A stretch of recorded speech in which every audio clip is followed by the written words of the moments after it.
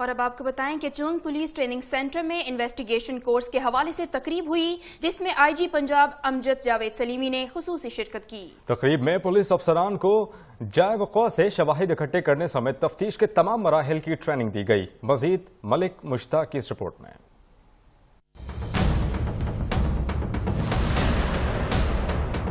चोंग police training centre में investigation course के हवाले से तकरीब मुनक्किद की गई, जिसमें आईजी पंजाब अमजद जावेद सलीमी ने खुसूसी शिरकत की। तकरीब में पुलिस अफसरान को जाए वक़्वा से शवाहिद इकट्ठे करने समेत तफ्तीश के तमाम मराहिल की ट्रेनिंग दी गई।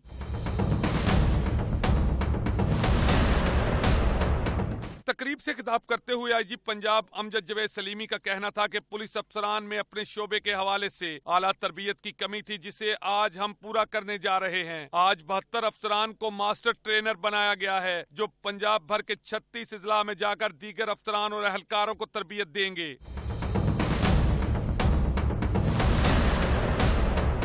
आईजी पंजाब का मजीद कहना था कि अब मुहर्रर की तैनाती के लिए ये ट्रेनिंग हासिल करना लाजमी करार दे दिया गया है और ये अमल इस बात का जामिन है कि पुलिस में इस्लाहात का अमल तरजीही बुनियादों पर जारी है। कैमरा टीम के साथ मलिक मुश्ताक, 7 न्यूज़, लाहौर।